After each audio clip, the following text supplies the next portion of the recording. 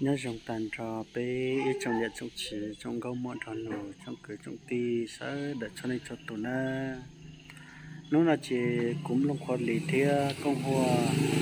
bây giờ cho bé cho bọn nhà mình nhọ cho nên chỉ tu bé một nón chế na giờ đây từ tàu bao tạo lúc bà thủy điện sao khá là cho có nè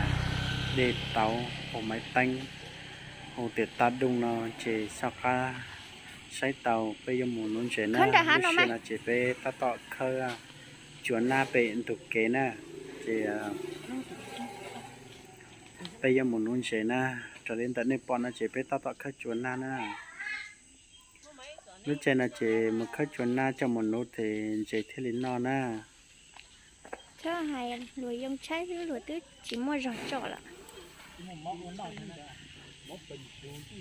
của hậu liền đó đó nó là cho xuyên là chỉ sau đó tiệp về trời ya hậu lử lụa qua đàn kho rồi chỉ có là chỉ ít nu na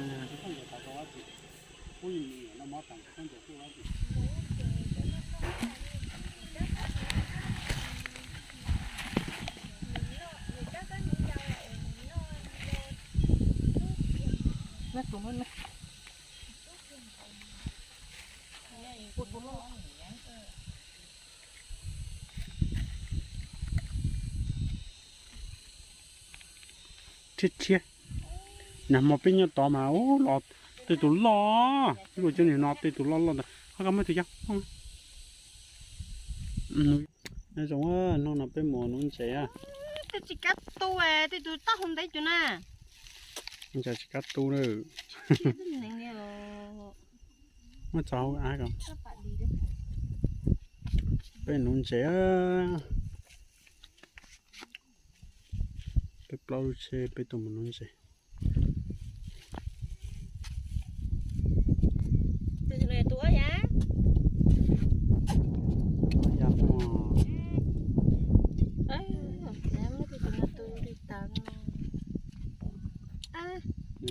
ai giờ thì muốn ra giờ sao thì trong núi giờ trốn lỏ thế là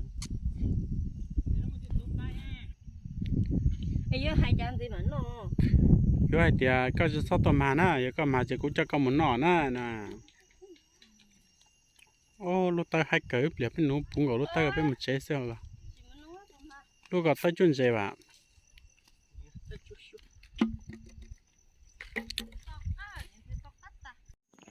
nó là bên núi chế ta tạo cho tụi khâu núi nữa nè cho khâu này chỉ bị vô tuột xí nè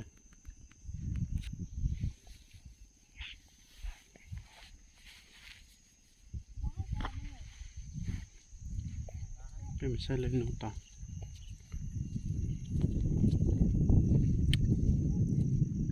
là một bay tụi bên này một tuần một tị cỏ thế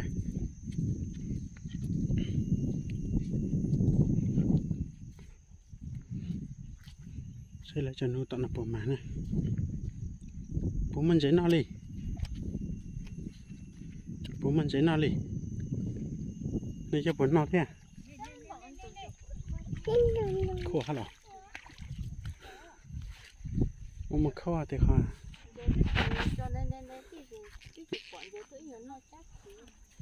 bán lòng này đáng rồi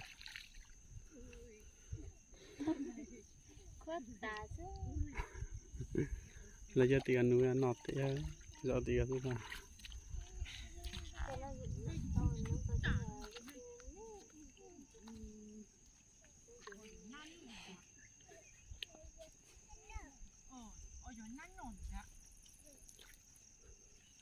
cái xe tiền làm bình tức tiệc qua này tiền làm bên hả tiền làm bên một tay thế tiền làm bên tức tiệc qua tiền làm bên là ăn đi này làm bên á làm bên yêu làm bên tết chỉ teo làm bên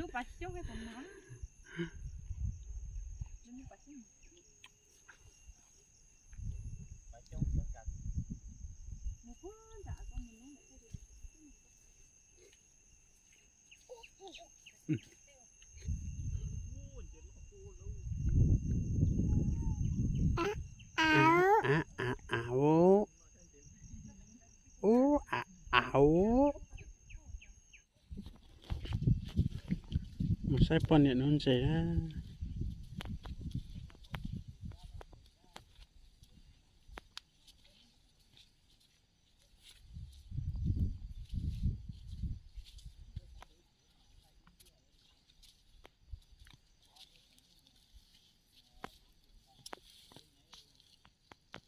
mà ao từng chế cái từng chế mẹ anh nhớ mà nó tự nhiên rồi hả núi ta xuống chế mà bay từng chế luôn nào xí nè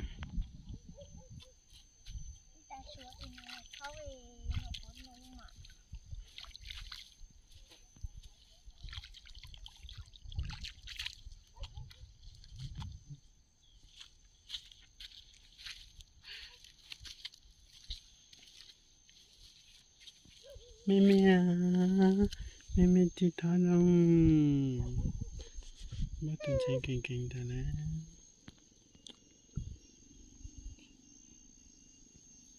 ô từ cha bay từ cha có chín chai đấy có chín chai bông đẹp đấy sơn đi thấy có này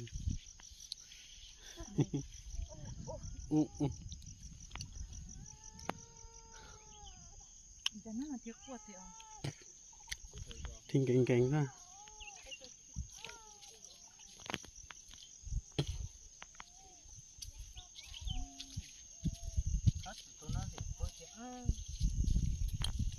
cú được gì cú gì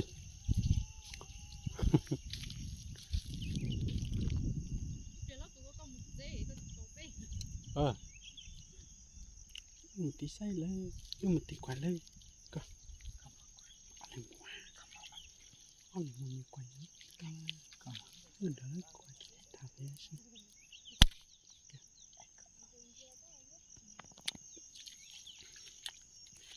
nó bây giờ công hoạt đi tòa nó trẻ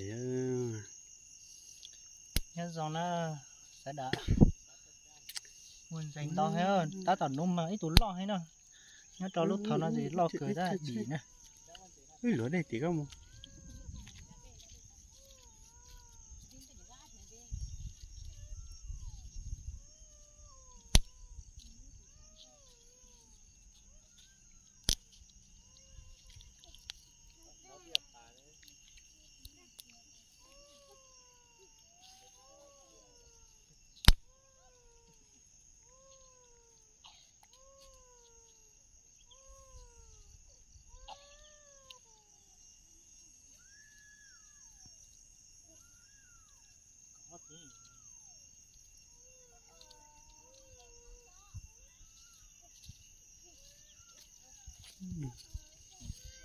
trong hồ lì nó cho nên là mấy tôi chở nó này mới chuyển过来cho mà cho ấy chuyển过来bọn gì mà chỉ mang gì lên á mình nhỏ lọ quạt thì họ chỉ mang gì cái này thế thì chỗ nào thì nào mình tại á xí chỗ á xí nào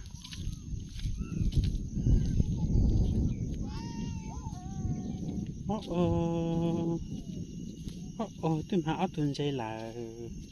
để vào chỗ nào thì nãy chỉ nên thiết tàu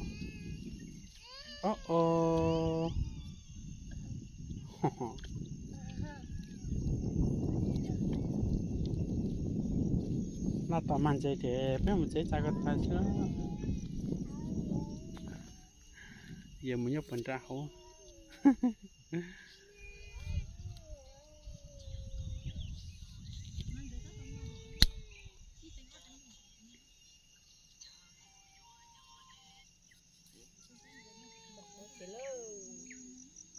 trong xe của tụi hay là chị cho nên mình sai lại cho điện qua dây nè đây để theo bỏ tụi đây sẽ là chỉ tao một tí chỉ một tí nè một tao này mà lia thay một tao tí sai xí sai về công hoa nó sẽ công hoa còn nó sẽ được coi màn sẽ là tiêu hơn sẽ đi là hết chế sao nó không được ạ thế thì có nói chúa có tài sự sao thế ra cái này thế chỉ dùng mù đây này có thì cái gì thì là thì thay tàu mấy chỗ này nó đây thôi chả thì chỉ bỏ lại ra cái từ liền này ui giờ lấy vô cầu xuống hôm nay mới từ một tí con à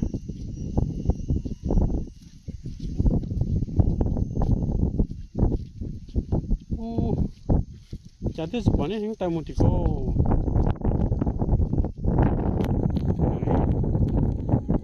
cả tàu toàn mấy tấn à toàn mấy tấn chỉ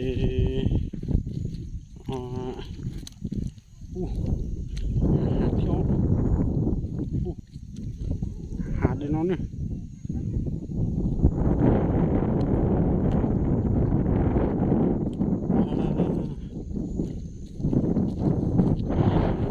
còn đây đây là tí nè chỉ cái tí không lấy ta cột tới đây để ha tôi nó sẽ lên nút tí cả xưa tí là chờ đây chỉ nhớ lúc của màn đấy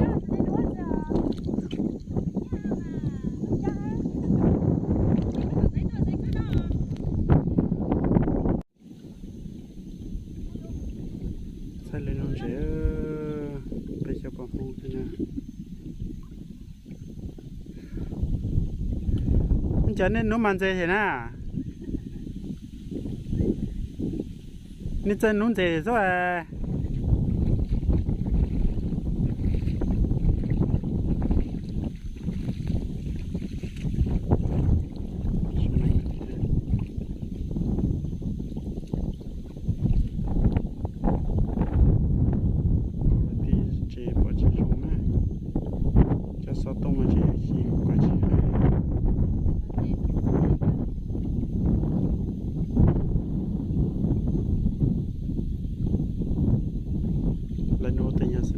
mà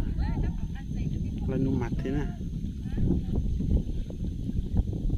lên nung chạy tới màn đâu thì lo ta nó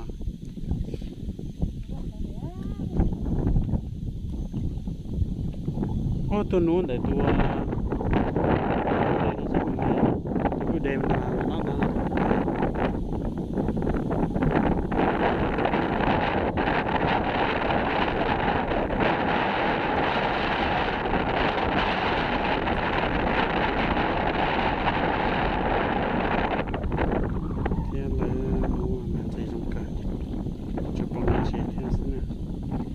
chỉ thích mình chỉ cái đi lại trái khô phải lục thì thích có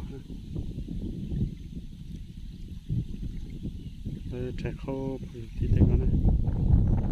bay từ đi này thì có thế là trái ô lúa của cả thì có thế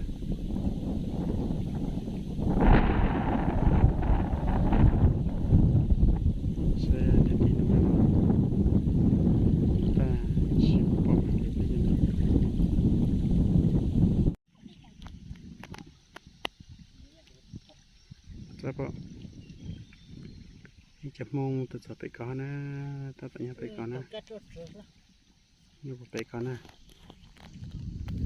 bây giờ họ cua bao nhiêu thì tôi thì chỉ mà thôi giờ tạo giọt mông chỉ cua họ thì nhớ chỉ đi tạoไปติดมาสิbây giờ tôi phải có lại là tí lò non dễ cho nó qua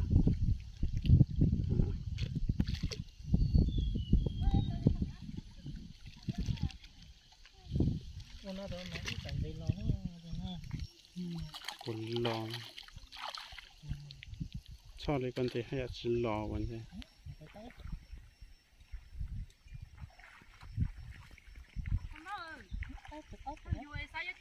wow cái con hòm nó cho chị na như cho chị mẹ ấy thì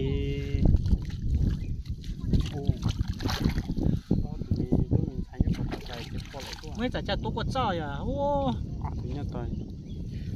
ra tông luôn sự tụng tróc trí nè nó là tróc trí nè ra mua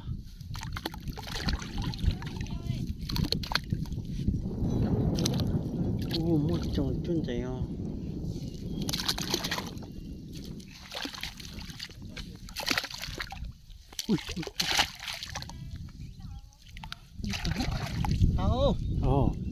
mới cho một trong mò thì ứ lại hậu ấy nhá chả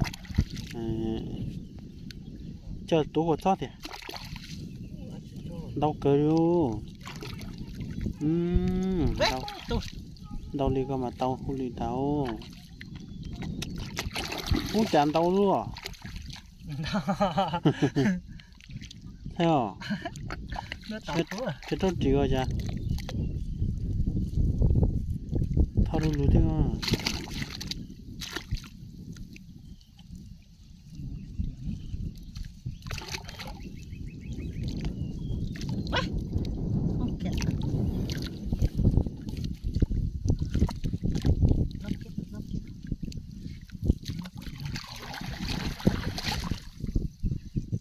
to ha nó nhỏ quá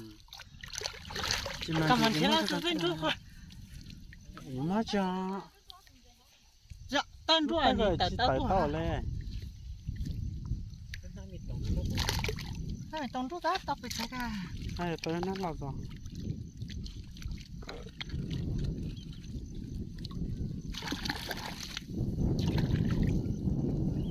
wow to tè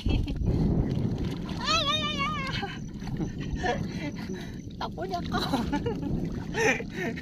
không mất gió là không à gió nó sẽ bật tới tỏ không wow tụi lo tao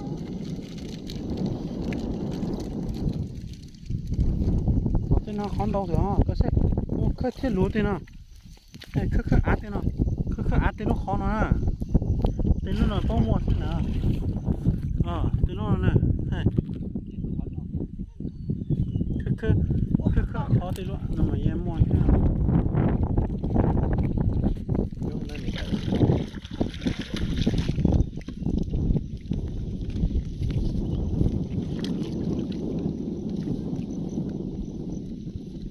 cái chỗ cái chỗ mà thành đất đai nó khác nhỉ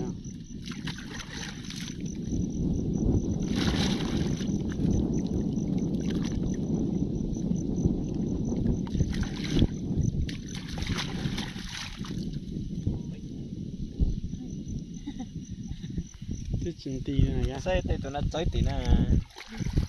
tụi nó chơi được chơi đấy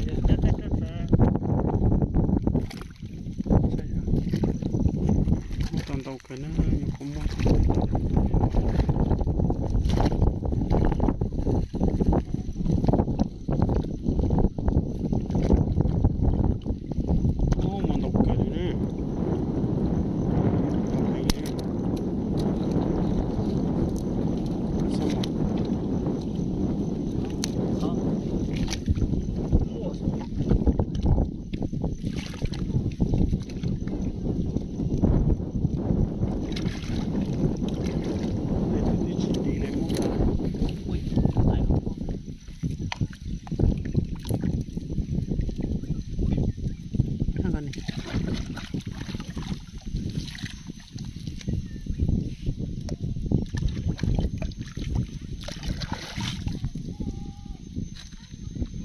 một trâu chỉ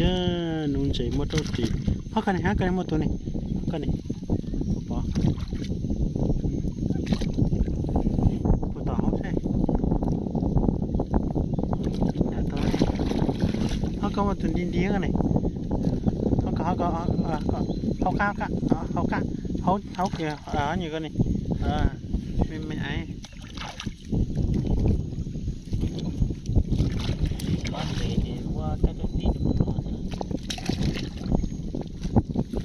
mẹ nó này tụi mẹ ô cái rồi chó mua ra tụi cái rồi chó này tụi cái rồi chó này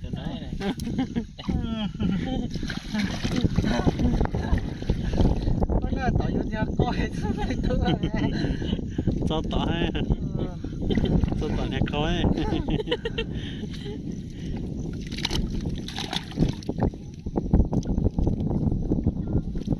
thế tiếng nhỏ ấy thì có nhát to luôn to lắm ô thì có nhát to cả thì có nhát bột nó nè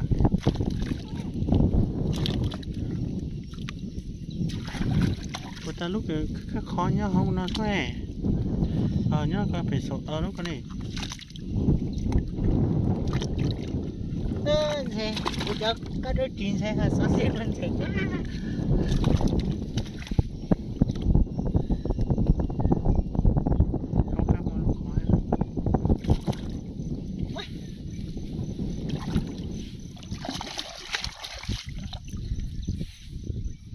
ăn thế nó xỉn thế nó ăn đùa bún nào đó là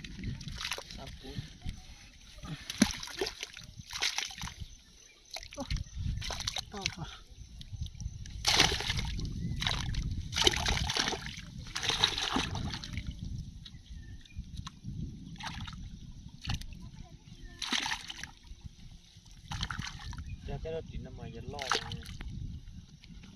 lót của cái chỗ nó tập nó thấy chỗ nó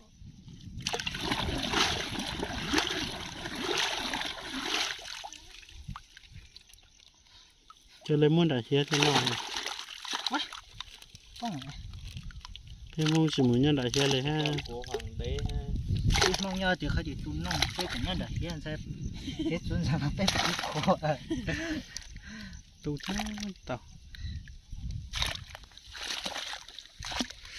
cho của hoàng đế cái là tôn đất xin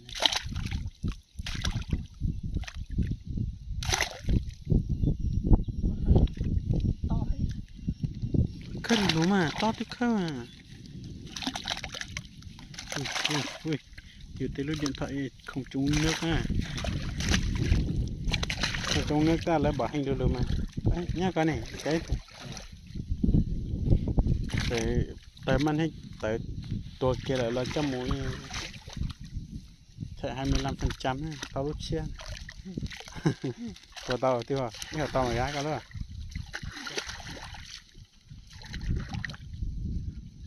này vô thì là vô quán khế thế này không bảo hành một năm này bảo hành cái tao tới sao chắc tao tới lúc lì tao cú luôn là tao nó một sản mình gậu im mà tao nó im mà mua tao lấy được 8,7 triệu giờ luôn 8 triệu luôn Redmi giờ luôn Vivo giờ vô luôn Redmi hay cho là tao cho thập bộ xuống mà tới na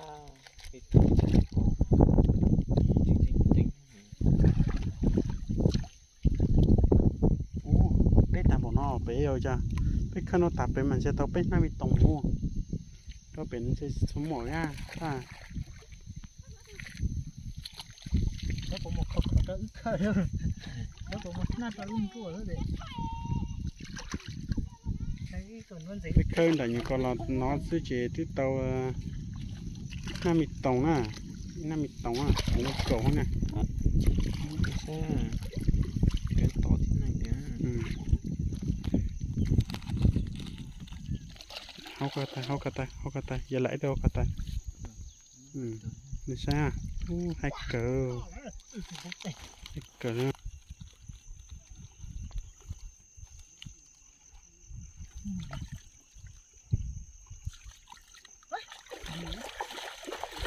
món thôi tao luôn à bây giờ nhá điều rồi à cho con lo rồi ít tuần đi điều rồi ha ít lo con lo rồi mà tao thì nó chết trâu tuổi á chết chết rất chỉ là bố mua vải à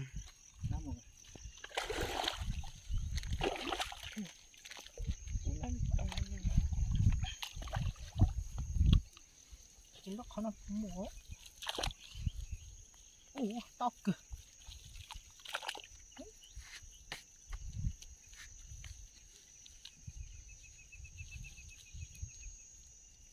muốn thấy nào thôi tới từ từ mòn thôi đó chuyện xuống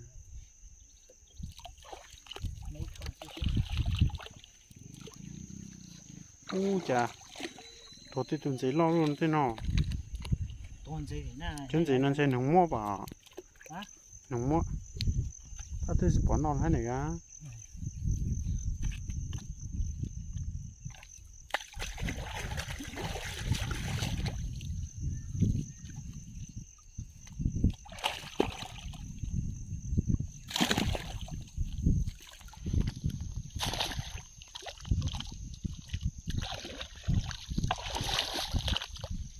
có sao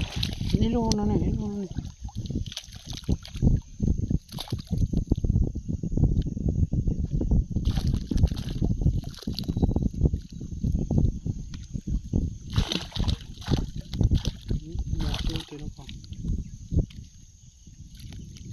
tại lại xuôi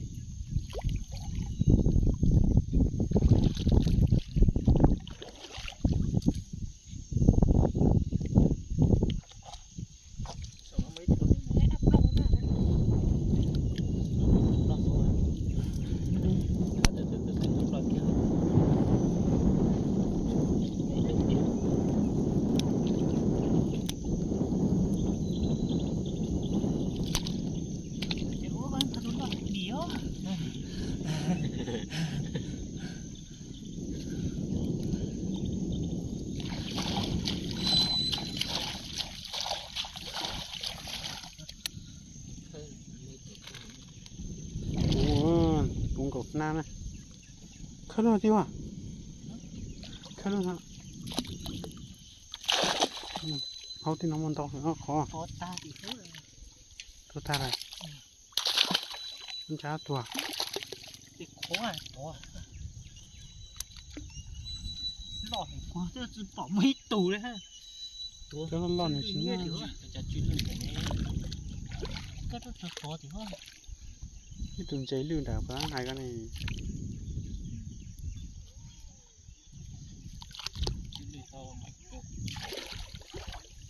cái đó thì nó to từ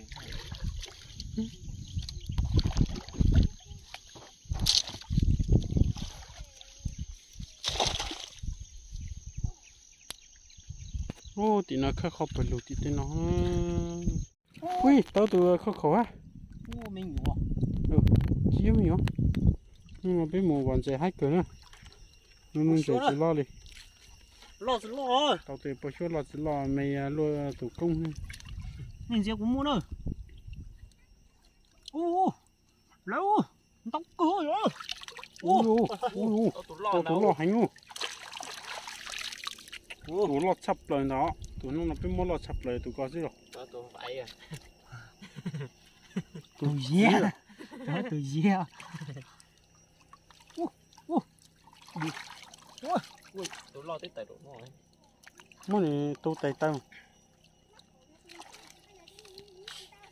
sửa tiểu thì nó hauv thì nó rất sửa bỏ hauv thì nó nè xóa ta xóa mình đi mua hết có xe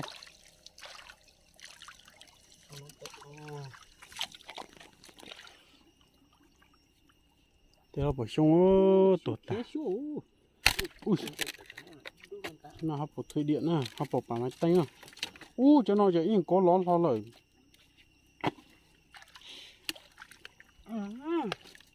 đọc cơ lỡ to to thìนี่กี่ตัวตอกก้าดิผมจะจินไล่เนอะโอ้ยโอ้ยเขาขอเนาะหมดจ้าสูน้ำหมูไปให้โอ้ยจะให้ชายหมดแค่กับเขาแท้ฮ่าฮ่า cái chị chơi cùng nhau to màฮ่าฮ่าhảo cú chân ha chơi giải không nhau không nát gì không tao quá tao tao quá chạy Cú sai mò là cú sai. Mò là. Chị cá. Thay rồi. Tới bịa. Trên đấy rồi. Cái liệu con thằng chị. Bắt chó. Mò đồ. Hai cái này. Chị nhá, chỉ đấy tao mà. Có một người tao là số tụi tí tại con tháo dưới chỗ non nữa dù mà dưới chỗ non nữa thế liền. Ôi trên. Bao xuân tao cơ. Ô bé mòn chỉ cho tao đến chỉ tao một số mà. Bao xuân. Bao xuân hay cho chỉ hả?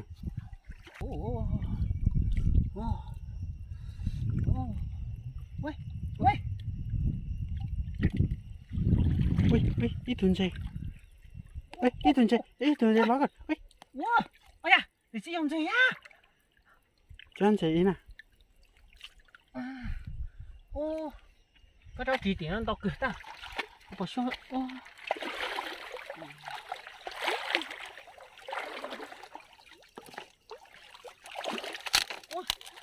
Thì con mua cái tuần gì? Chả xuống một chén lò nè. Nó tuần gì á? Chọ. Dạ. Điều, có tuần gì không? Có tuần gì điều. Vô là nhà số. Rồi thích à? Khóc tay đấy lỡ. Thì nó có mắm muôn thằng nó bỏ. Nó tuần gì đi.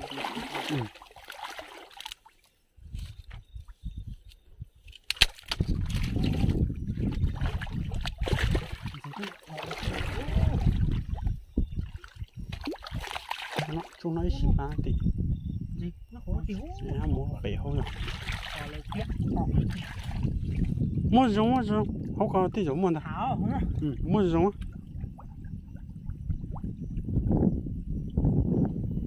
Wow, đấy mà nó dễ lọt chỗ. Đấy mà nó có hai điểm chứ. Thế thì mà tuần gì nó nè. Tôi giúp bóng đỏ. Đó là. Nắng tua này mang giấy lù luôn. Nó tua. Bé lo tủ lù hay ô. Bé lo tủ lù hay nhau. Tủ con mà lù hành tàu. Bé sủa xuống bé tôi lo tủ lù hành ô. Bé nấu tôi chỉ màu.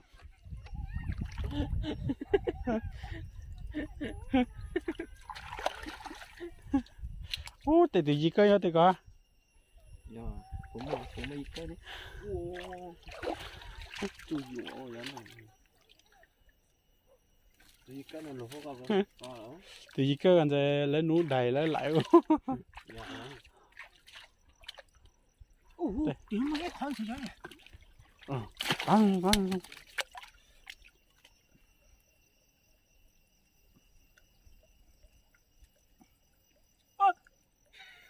Tôi thấy tôi nát. Nó nào rồi sưng. Nó nào rồi sưng lên này chứ à? Chỉ nào nó chỉ gấu con đấy ơi. Chơi tuần chơi chứ tao bỏ đua luôn. Đi tao hả? Xối túi. Thon. Nè. Chân chơi nó mà hay chập rồi. Giờ nó giặt cá cơ, giờ đây nó. Các cơ chân chơi nó hay chập rồi. Chân chơi nó hay chập rồi. Núi ấy hả? Cái nấu tôi chỉ lo. Chân chơi hay chập rồi. Tôi thấy chén nó cho đây nằm mà bỏ đó. Cái tụt plon tại đôi tùy á. Số túi á, số. Giờ tì. Bé giờ tao là bé từ cơ hùng cơ bé non ta. Bé giờ mà hùng cơ bé non ta. Hay tía. Nó bé non gì. Bé xuân chơi gì. Túi. Lửa nó bé cho tôi số rồi. Tôi chỉ bỏ xin nè. Ý nhìn nào rồi. Ý nhìn chạy không nào. Ý chỉ muốn này cho chỉ lo có tôi lắm. Bỏ tôi có tiêu chứ. sốt rất lỏ sốt cho tôi có tiêu đút ô còn mà bên một số hành đó bên nấu tiệt nó lon nà tiệt lon nà nà nó lo tiệt chính sai đấy cá lẻ quá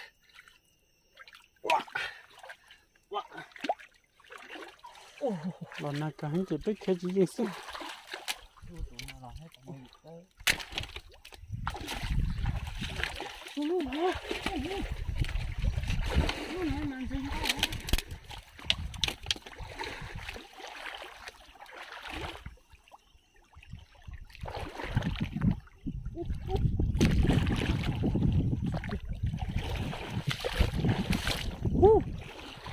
chưa chặt hô kỳ đâu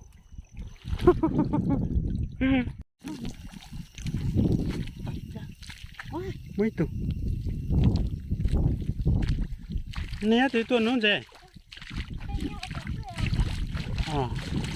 wow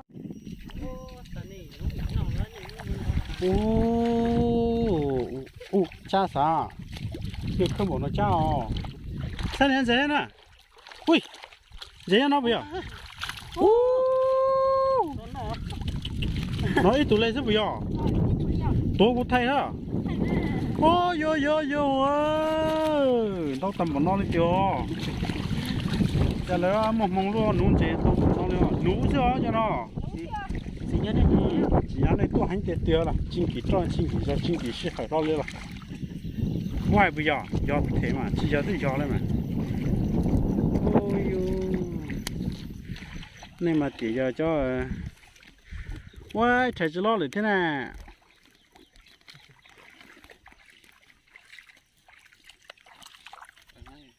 lại à chà nè cái bên nún chạy hết chả này chơi nú cái nó ấy gì cái bự thế này xin sai sắp tay rồi nè tôi nú chỉ giàu nè số chỉ xanh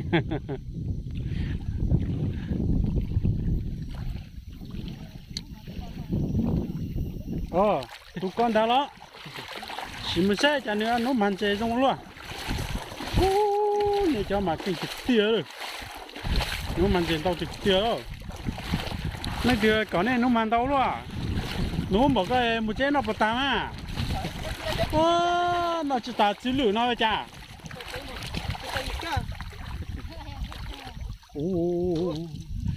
nè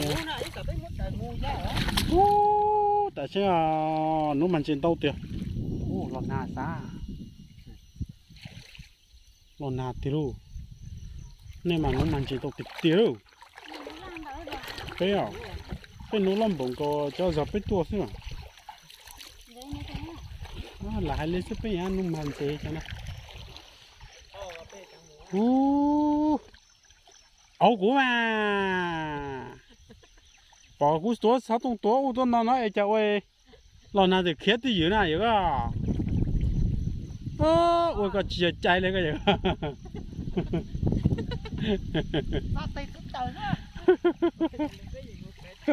lần nào chưa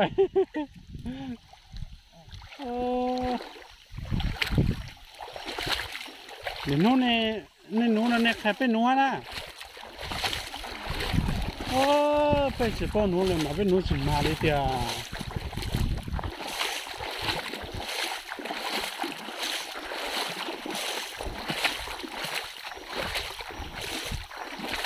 bây giờ nên mua cho lợn chế, chế nên mua cho đàn chế cho nó là xem nên mua cho cá lò, bữa sau cái chó hay, cho nó cái chó bây giờ, bao tiền nên mua cho cá lò xem chưa, con tao thì tiền rồi, còn nó một chế nó chỉ tay chỉ lươn nó chỉ tay nó cái gì khác bên nó sao chỉ lươn à.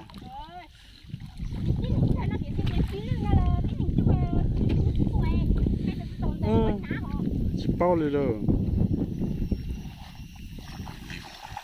thằng thứ này tí tuần nó bây giờ, nên nó sẽ nó là, nó bây giờ là, nên cho nó đòn này mà bao tiền nó chỉ nó xa con nó bây giờ bắt đầu tôi chọn nàyจะแค่bé hai đứa tí cái chỉ nó là tí nó chỉ thiên nó nữa mà nên mà nó tao kinh cờ rồi lấy nó kinh thắng nha mà chỉ tao cờ nè giờ nó nên nó không có chọn tôi bảo mình dễ à đi cho xem nó nè lần nào sẽ bé một chân đây à giá trị chỉ cây hay cái cây nào bảo thế mà